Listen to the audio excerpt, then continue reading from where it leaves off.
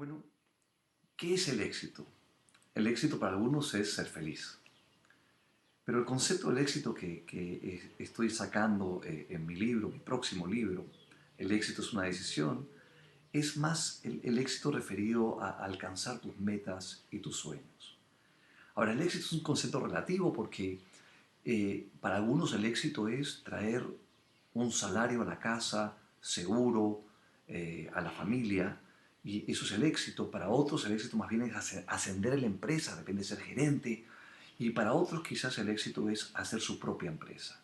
Cada uno define lo que es el éxito, y cada uno define porque cada uno tiene sus propias metas y sus propios sueños.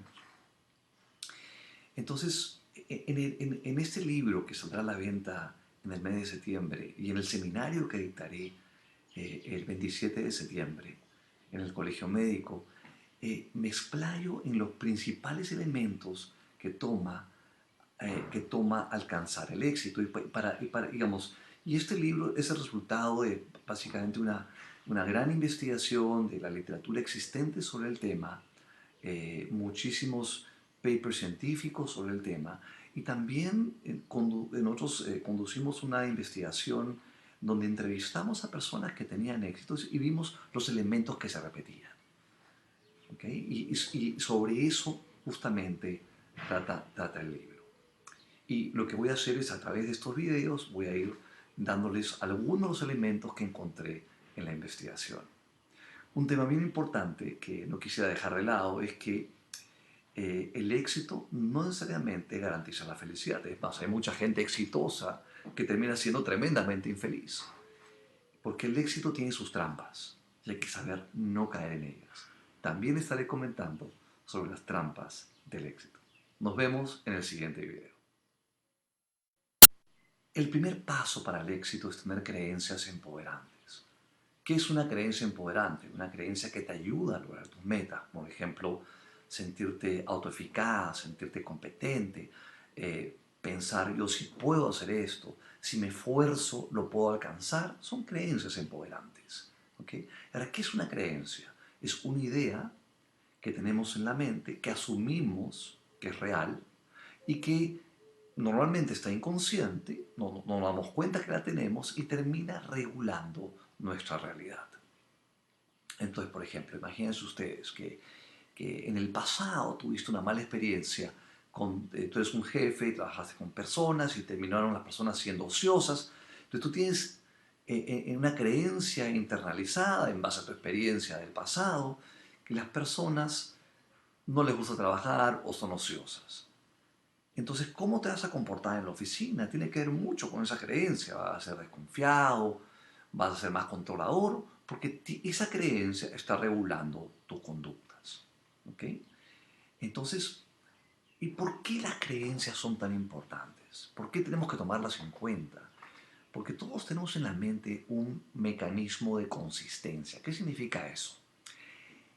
Nuestra mente quiere que las ideas que tenemos adentro se conviertan en realidad. Está buscando que las creencias se plasmen en la realidad.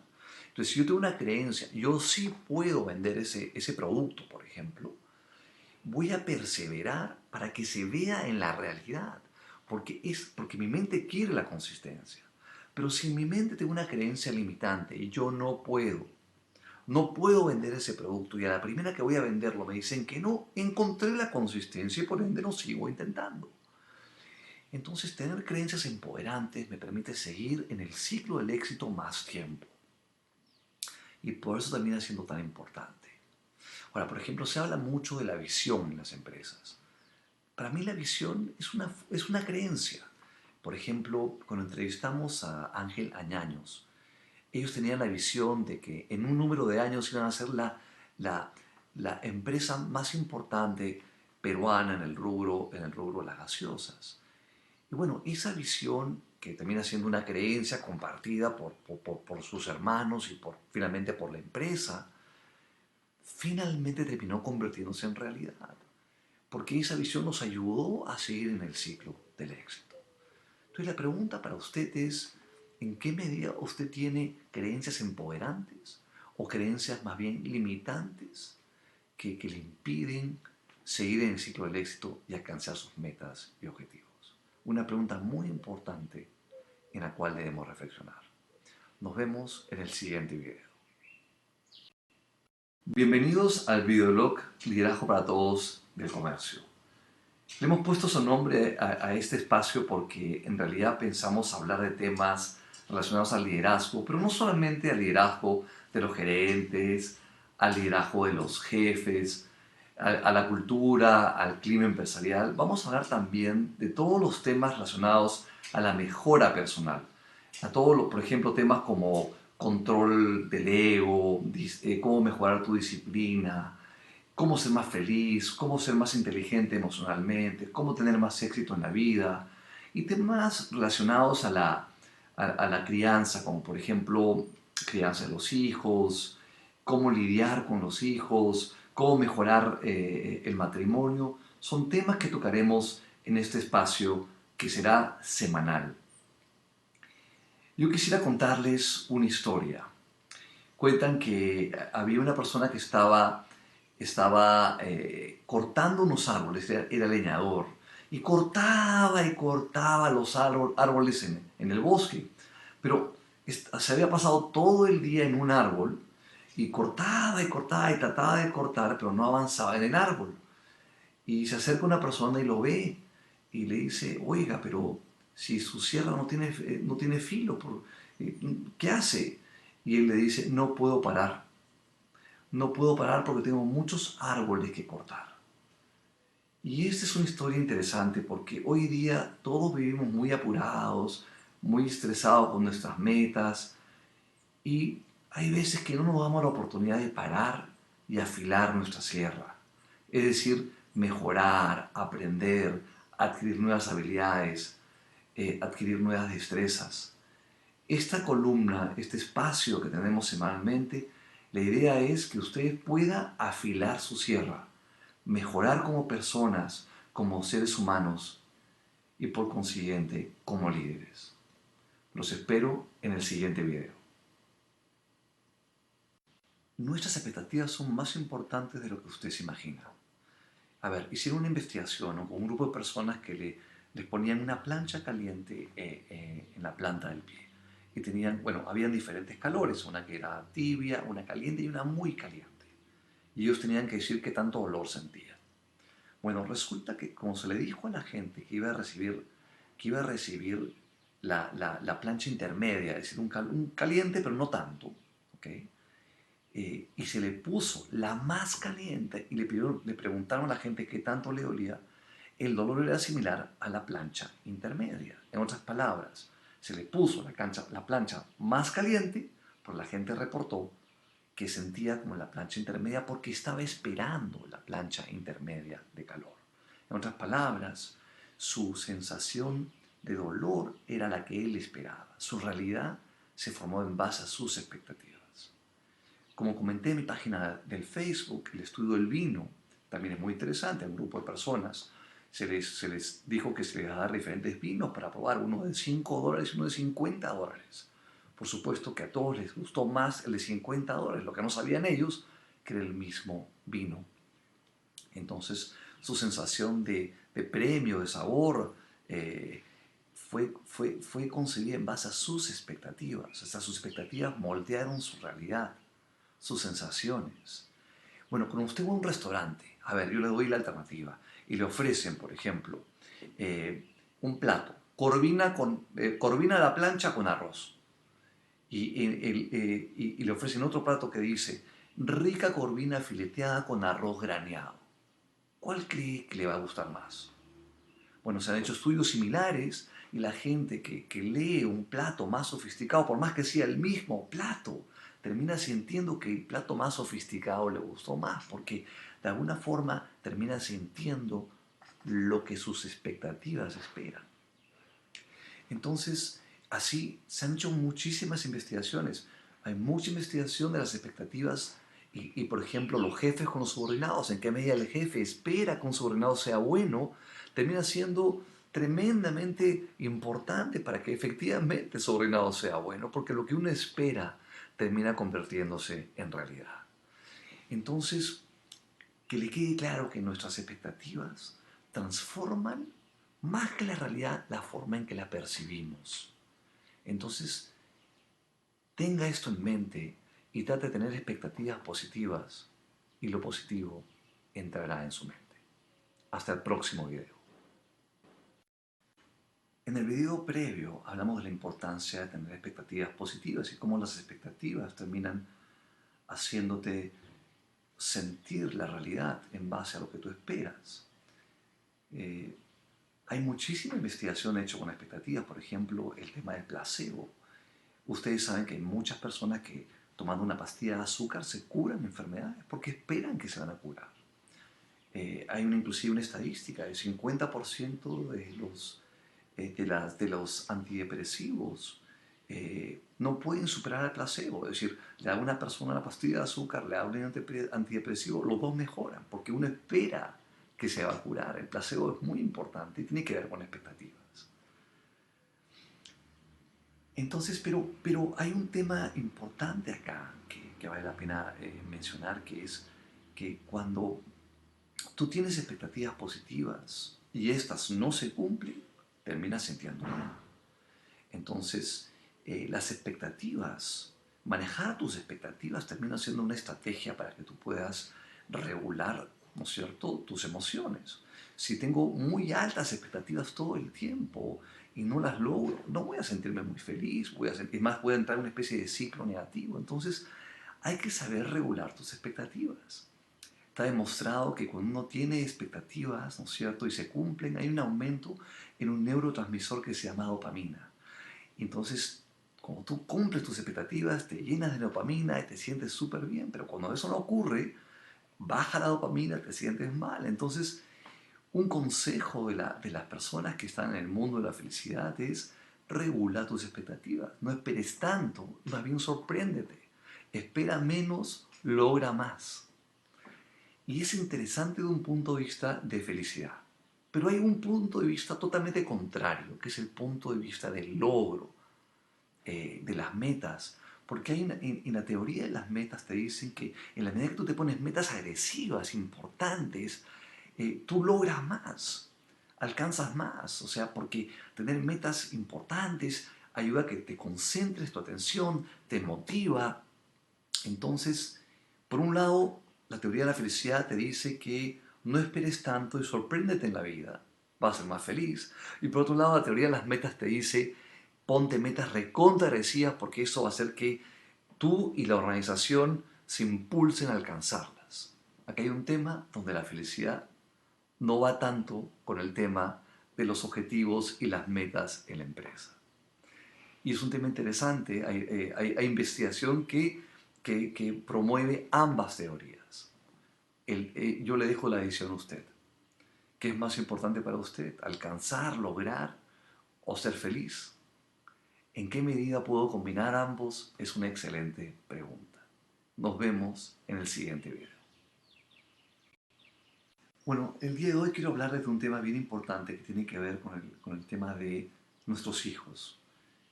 Y lo que ocurre es que he estado viendo que muchos padres tratan de una forma controladora a sus hijos, más que de fomento de la autonomía. Y yo quiero decirles que el ser humano tiene una necesidad de sentirse autónomo. ¿Qué significa autónomo?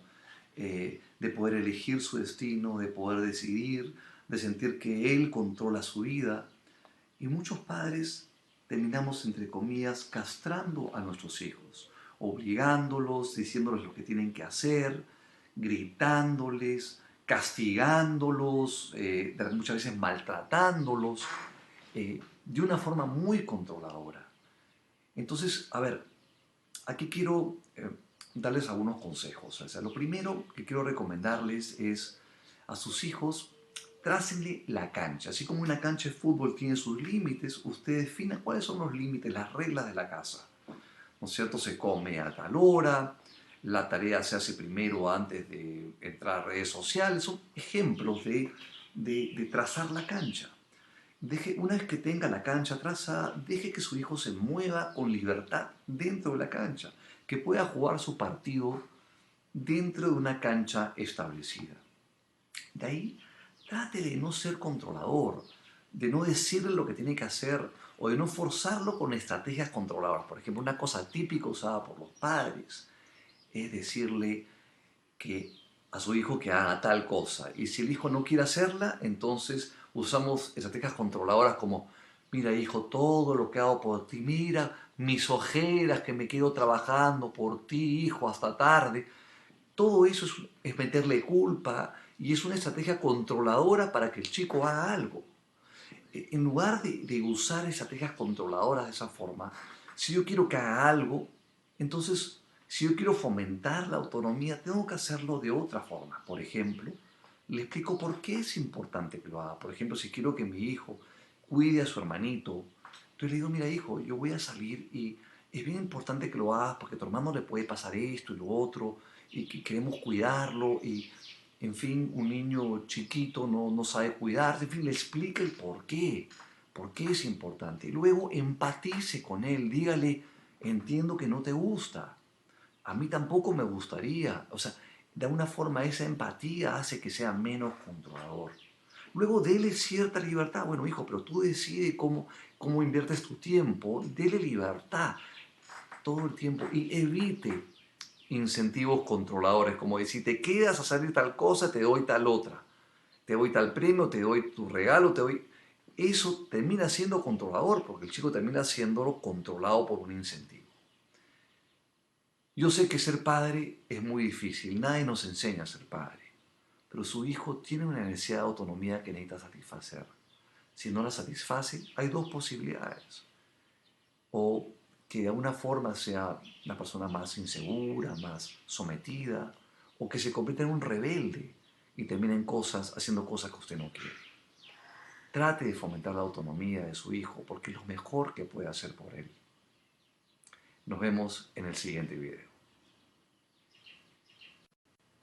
Esta semana me entrevistó Milagros Leiva en su programa de televisión y me hizo una pregunta, me dijo, oye David, tú hablas del éxito, de la importancia de perseverar, pero ¿qué me dice de Pizarro que falló el penal y ahora no quiere patear ningún penal?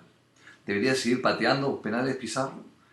Mi respuesta es que sí, Pizarro es una persona talentosa y sin duda fallar un penal ante la afición es un tremendo fracaso. Pero yo lo que he visto es que las personas exitosas tienen muchos fracasos camino al éxito. El camino al éxito no es un camino de línea recta, tiene muchas bajadas, también tiene subidas, y bueno, hay que superar las bajadas y seguir entrenando, seguir avanzando. Entonces mi consejo para Pizarro es que siga pateando los penales y eventualmente va a meter el gol que él tanto quiere darle a la afición peruana. Y de ahí estábamos en entrevista y una persona por Twitter le hace la consulta y dice, señor Fishman, entonces en base a su teoría, Lourdes Flores debería seguir intentando ser presidente del Perú. Lourdes, como ustedes saben, ha intentado ser presidente, ha intentado ser alcalde y la verdad que no ha podido alcanzar un puesto público y sin duda ha tenido varios fracasos. Mi respuesta es la misma, sin duda hay que seguir intentando, seguir bataleando, seguir avanzando y eventualmente va a conseguir algo. O sea, que estuvo cerca, no es que estuvo tan lejos, yo creo que ella podría. Ahora, dicho eso, también es cierto que uno debe ir aprendiendo sus errores. O sea, la primera vez que postuló Lourdes, aprendió de sus errores, que hizo mal, que tendría que mejorar, y así tiene que ir mejorando. Y justamente las fallas, los errores, los fracasos nos permiten aprender y ser mejores personas. Pero también dicho esto, hay que saber que hay que cuidarse de la perseverancia sin sentido. Es decir, esa perseverancia cuando tú haces algo que no tienes talento, no tienes las capacidades y sigues perseverando y tampoco te ayuda, ¿no? Por ejemplo, si yo les digo a ustedes ahorita, miren señores, he decidido ir a las Olimpiadas y representar al país en todo lo que es levantamiento de pesas. Y lo que voy a hacer es, yo voy a agarrar y voy a ser el que más levante pesas de todas las Olimpiadas. Imagínense ustedes, miren mis músculos, los grandes que son. Y claro, esta idea mía no tiene ningún sentido. Yo no tengo talento para levantar pesas, no tengo la fuerza para levantar pesas. Entonces sería pues un sueño que no está anclado en la realidad.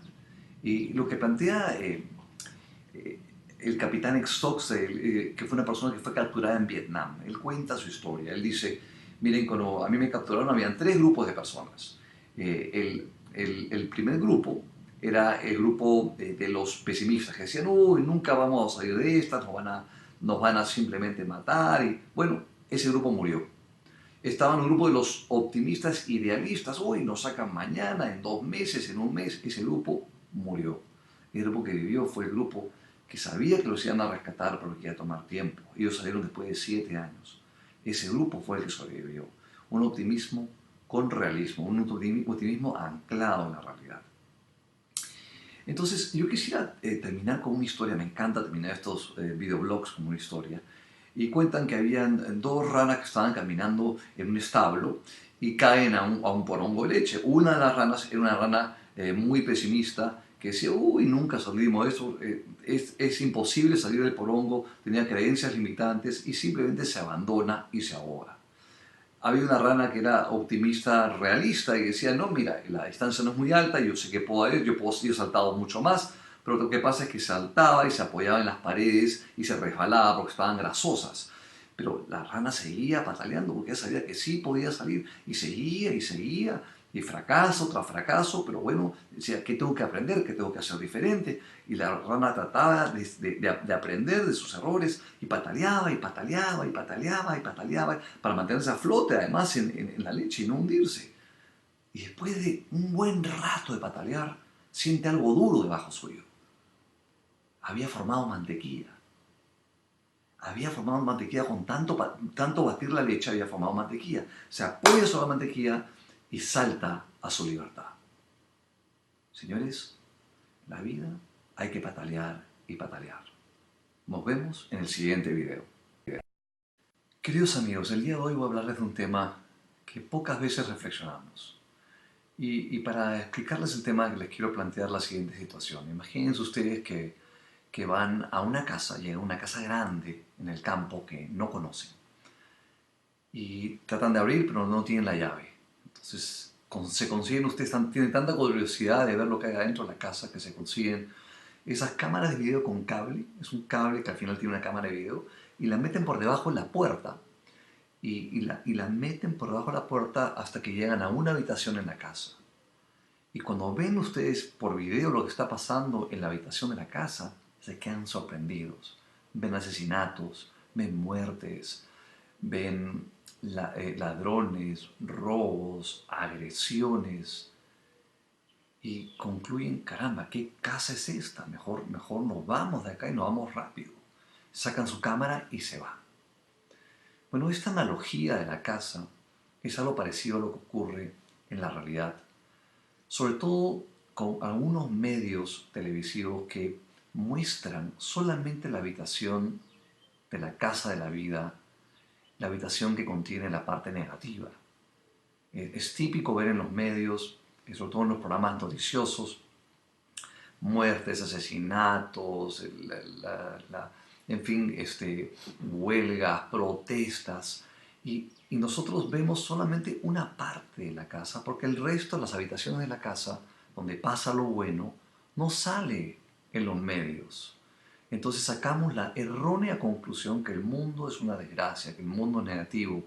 Nos influye a ser más pesimistas sobre el mundo. Y la realidad de las cosas es que solamente estamos viendo una habitación, que es la habitación negativa. Pero la casa tiene muchas habitaciones, la casa de la vida tiene muchas habitaciones donde ocurren muchas cosas positivas, pero eso muy rara vez sale en los medios. Ahora, se hizo un estudio interesante en Estados Unidos. Se tomó el número el número de actos delictivos durante un año y se calculó el número de veces que alguna persona donó a una causa caritativa. Y se encontró que habían 18 veces más actos de bondad que actos de delincuencia o actos negativos. 18-1. Pero ese acto negativo aparece mucho más fuerte en los medios y uno siente que hay más negatividad en el mundo que positivismo. Y eso es mentira. Yo quiero terminar este pequeño videoblog con una historia. Había un jefe indio que le decía a su hijo, hijo mío, el ser humano tiene dos lobos adentro. Un lobo que representa toda la parte negativa, la rabia, el odio, la envidia. Y otro lobo que representa toda la parte positiva, que es todo lo que tiene que ver con la bondad, el amor, el servicio. Y esos lobos en el ser humano todo el tiempo están peleando, le dice a su hijo. Y el hijo lo mira y le pregunta, papá, ¿y quién gana? ¿Y quién gana, papá? Y la respuesta que da el padre es, depende a quién alimente. Depende a quién alimente. Señores, inconscientemente estamos siendo alimentados con mucha negatividad. Y, y es algo que debemos tomar en cuenta. Porque mientras más positivismo tengamos en la vida, más felices vamos a ser. ¿Y saben qué cosa? El mundo está lleno de cosas positivas. Hay que prestarles más atención. Nos vemos en el siguiente video. Bueno, nosotros hemos hablado bastante del tema del ego. Sin duda, hemos hablado de, por ejemplo, cómo la gente juzga, cuando la gente se pone, por ejemplo, a pelar, a rajar, cuando la gente muestra soberbia, cuando muestra arrogancia, cuando destacamos los errores de los demás. Es el ego que está posiblemente saliendo a relucir. Y la verdad es que en la empresa abunda mucha gente que tiene ego. No les puedo dar una estadística en general de las empresas, pero nosotros hicimos un estudio con un banco. Evaluamos 40 agencias en provincias, en regiones, y evaluamos a los gerentes en narcisismo. La gente evaluó al gerente en narcisismo y también evaluamos el liderazgo. Y como era de esperarse, aquellos gerentes que tenían más ego eran los peores líderes, sin lugar a duda. Pero lo interesante del estudio fue que uno de cada 4 gerentes era considerado un narcisista o, digamos, un egocéntrico. Entonces, es un fenómeno que abunda bastante. La pregunta es, ¿por qué ocurre? ¿Por qué se presenta el ego en las personas? Y lo que quiero decirles es que el ego lo que está haciendo es básicamente el ego es una máscara que lo que intenta hacer es cubrir un dolor muy fuerte que tenemos adentro. Es decir, algún dolor que tiene que ver con la niñez, algún dolor, algún trauma que tenemos. Se hizo una investigación y, por ejemplo, encontraron que las personas que tenían narcisismo, muchas de ellas habían perdido un padre o tenían padres ausentes. Entonces, el ego lo que está haciendo es ocultar un dolor profundo de la persona. ¿Y cómo se manifiesta esto? Como un mecanismo compensatorio. Compensa el dolor y muestra una máscara para no ver ese dolor. Ahora yo quiero decirles que mi experiencia en ese tema del ego es que la mejor forma de darse cuenta que uno tiene un problema de ego es estrellarse contra la pared. ¿A qué me refiero? Finalmente el ego le pasa la factura a la persona y la persona termina siendo o despedida o amenazada de ser despedida. En ese momento es donde realmente la persona tiene la posibilidad de enfrentar ese ego y empezar a hurgar en su profundo dolor que está haciendo que ese ego se manifieste. Solamente quisiera pedirles a ustedes que la próxima vez que vean una persona que tiene ego, vean un poco más allá, tengan compasión, porque esa persona está escondiendo un tremendo dolor adentro y lo está haciendo con una máscara que no se ha dado cuenta que la lleva puesta. Nos vemos en el siguiente video. A ver, imagine usted que un amigo suyo lo llama y le dice que quiere reunirse con usted porque tiene un problema, quiere su consejo. Usted está muy ocupado, pero bueno, es su amigo, entonces le da un tiempo. Queda de reunirse en un café. Usted va al café a una hora, imagínense que era a las 3 de la tarde. Usted va a las 3 de la tarde, hay mucho tráfico, llega con las justas. Bueno, son las 3, llegó, pero 3:10 y no llega su amigo, 3:20, 3:30. Usted lo llama por teléfono, le manda mensajes, no responde. Total, a un cuarto para las 4 no ha llegado su amigo, usted está molestísimo, lo ha dejado sembrado. Se va a la oficina rabiando realmente, agarra su computadora, le manda un correo, así realmente un correo molestísimo, diciendo qué barbaridad, qué irresponsable, qué poco planificado, seguramente que tuviste otras cosas que hacer y te olvidaste de mí, en fin, eres una persona irrespetuosa, en fin, uno escribe ese correo ahí. Hay que preguntarnos qué pasó acá. Efectivamente, usted tiene todo derecho a estar molesto. Eso no le digo que no, está molesto, su amigo no llegó. Pero lo que termina ocurriendo al ser humano es cuando el ser humano se siente molesto por algo que alguien hizo hacia nosotros o dejó de hacer hacia nosotros, inmediatamente asume mala intención. Y la verdad es que en la mayoría de casos no hay mala intención. Y cuando asumes mala intención, filtras todo por un filtro bien negativo. Por ejemplo, en este caso de su amigo, quizás el amigo tuvo que ir a dejar a su madre a la clínica, que tuvo una emergencia y no tuvo cabeza para llamarlo. Y pueden haber muchas otras explicaciones posibles, pero finalmente uno tiende a asumir malas intenciones. Es un supuesto automático. Te sientes mal y automáticamente asumes malas intenciones. Entonces, mi consejo es el siguiente. La próxima vez que a usted lo defrauden o que usted siente que ha hecho algo malo contra usted o se entere que alguien dijo algo malo sobre usted, antes de asumir malas intenciones, primero pregúntele a la otra persona su historia. Entienda y escuche su historia y después saque sus conclusiones. Va a darse cuenta que si usted se da el tiempo de preguntar primero, va a evitarse varias vergüenzas de meter la pata reaccionando de forma innecesaria. Nos vemos en el siguiente video.